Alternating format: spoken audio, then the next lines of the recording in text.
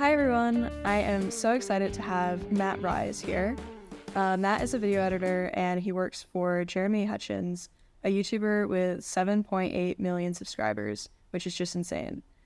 Matt got his start in video editing while creating his own YouTube videos starting in 2013. In 2020, Matt began working with other creators as a video editor. He's worked with Krista Jackson, Tyler Brash, and Ben Asler, along with Jeremy Hutchins, who he now works for full-time. About a year ago, Matt moved to LA to work in person with Jeremy. Since then, he's been involved in front of the camera in some of Jeremy's videos, along with creating lots of amazing, fast-paced edits for each video. Matt was born with, and tell me if I'm pronouncing this wrong, frontonasal dysplasia? That's right. Okay. Being born with that condition, Matt has had more than 40 surgeries. Matt's goal is to inspire people, whatever their background might be, to chase their dreams. And I think that's a really incredible mission, and I find Matt's story to be so deeply inspiring because he is so dedicated to his craft of video editing, and you can really just tell that he works super hard to make the best videos that he can. So, Matt, thank you so much for being on the show. What's up? So I'd love to start out by asking you just like, what made you start making your first ever YouTube video? I watched a lot of like the Faceland YouTubers, and I saw like that they were doing it, and I was like, I really want to try it. So I was like, it just seemed like so much fun. So I got a camera and I literally set it up in front of my TV, and I played Call of Duty Black Ops 2, and that's how I started. Yeah, I feel like that's a lot of people like have just been inspired by other creators and stuff, and then that just makes them like want to use whatever stuff they have like around their house and just like make something.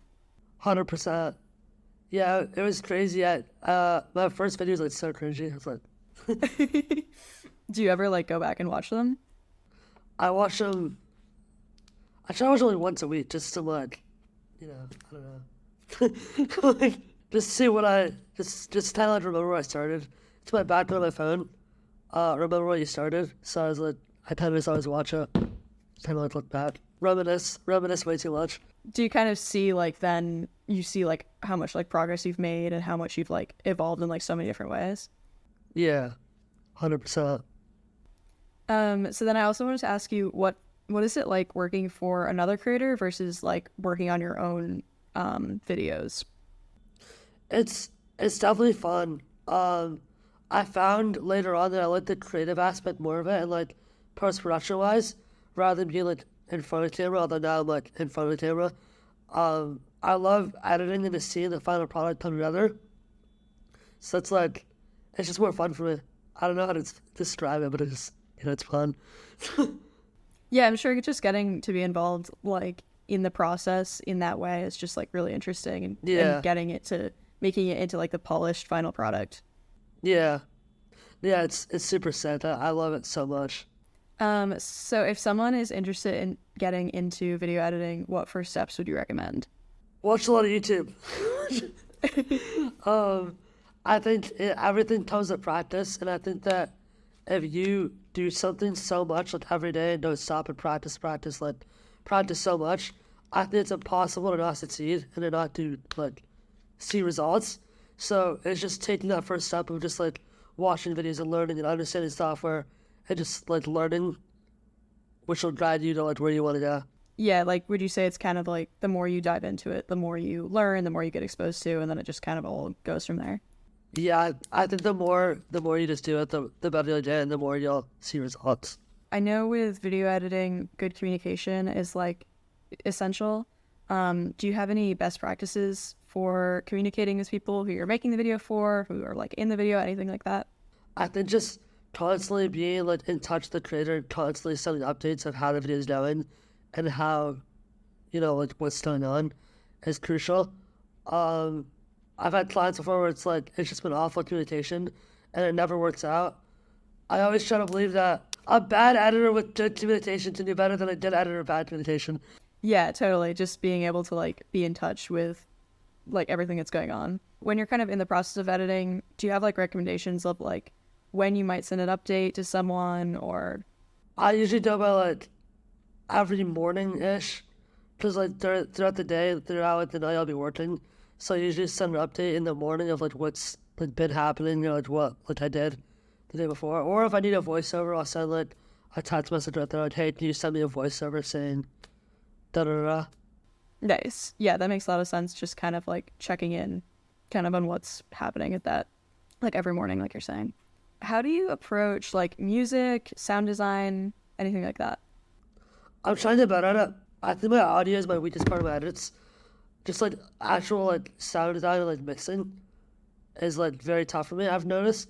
So I've been trying to get better at that. But like actual, I think just like whatever sound best fits the scene is like most likely gonna work just to make the scene feel more whole.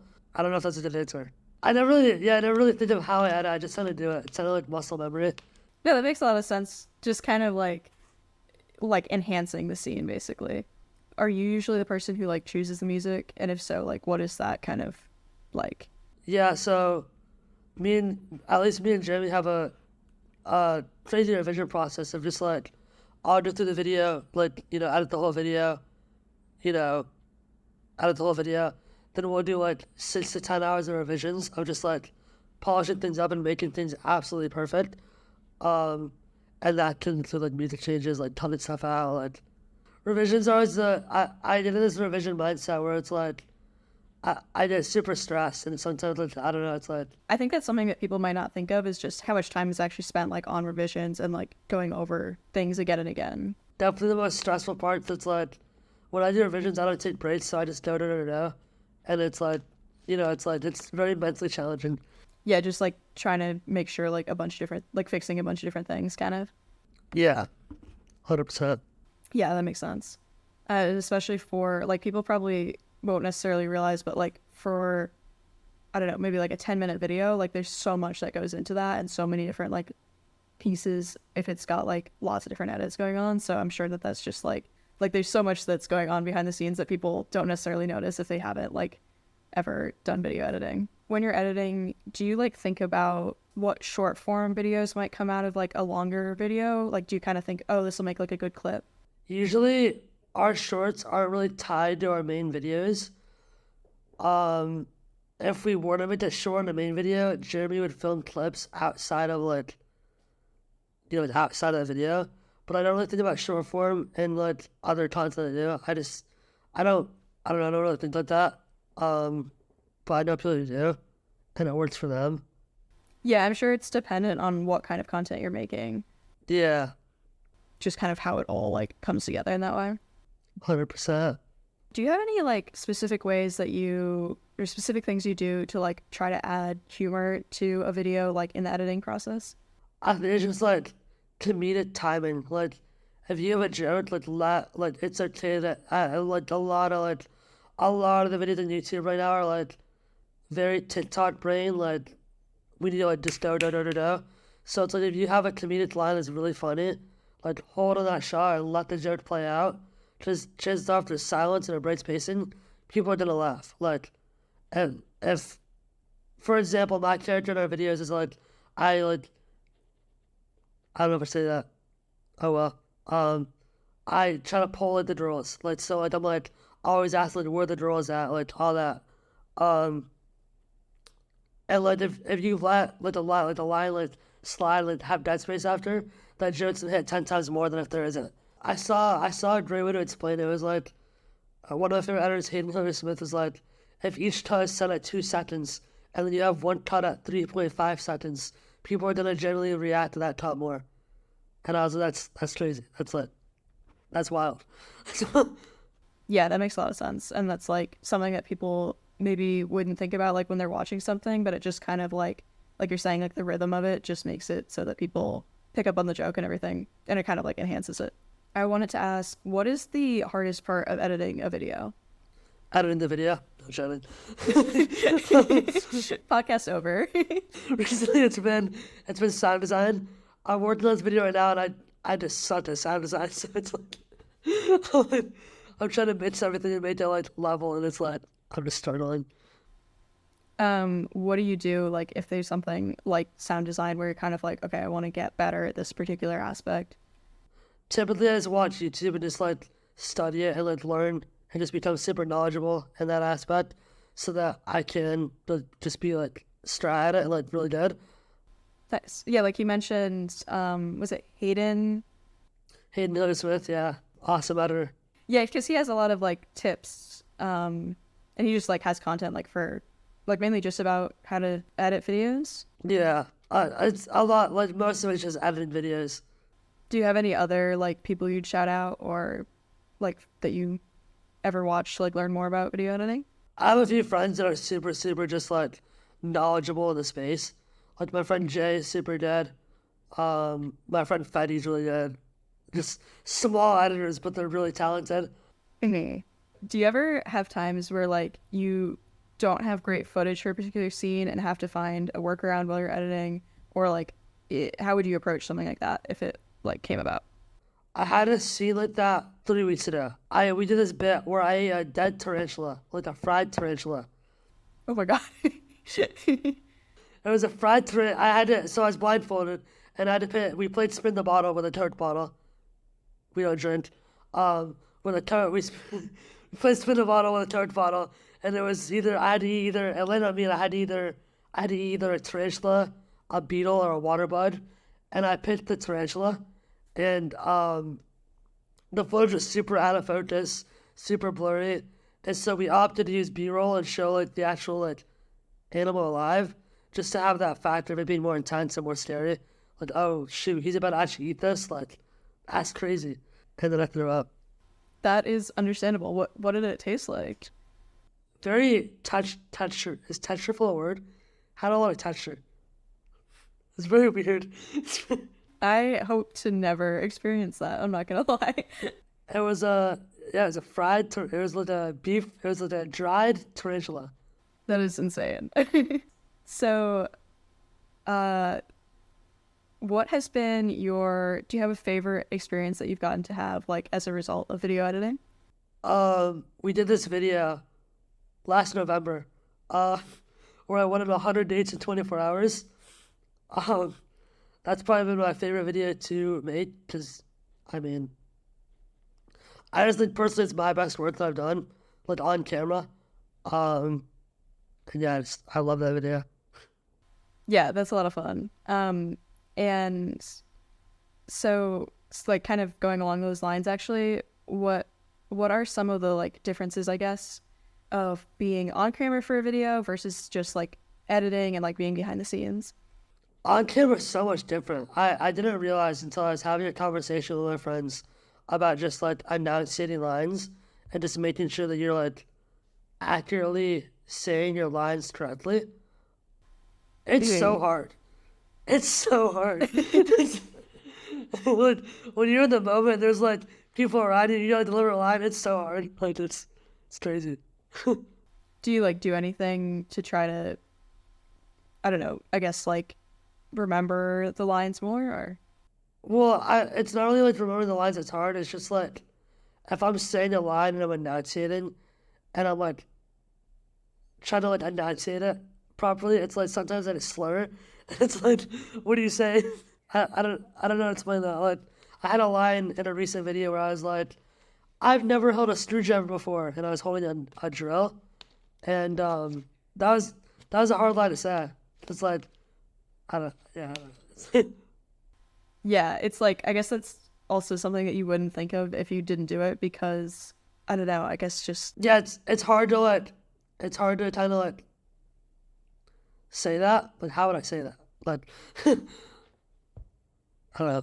yeah, totally. It doesn't like you don't necessarily like think about how will I say this until you're actually saying it. And then you're like, crap, I screwed that one up. I think you actually just mentioned this. I was gonna ask, what is your favorite video you've ever edited? But I think you said the 100 Dates video. Favorite of editing is different. I don't even know how many videos we've made or what's my best video. Yeah, that's probably a hard question. Yeah, that's just really hard. I did just help out with a project that I'm super proud of. I helped out on a project with Brian Rivera, and he did 24 dates in 24 countries, and that was a video that I was really proud to like help out on because it was a masterpiece of a video, and it performed well, so it's super cool. I guess like what was like especially fun about that project? I don't know, it was just a very different video, and I was like, it challenged me a lot because I had to make Brent's vision of what he wanted, like, actually come to life in the video. So that's what was challenging because it's such a personality based video that it's like, how do I pull his personality into mine? So it was hard, but it was fun. Yeah. Final question. I wanted to ask, what are your goals for the future?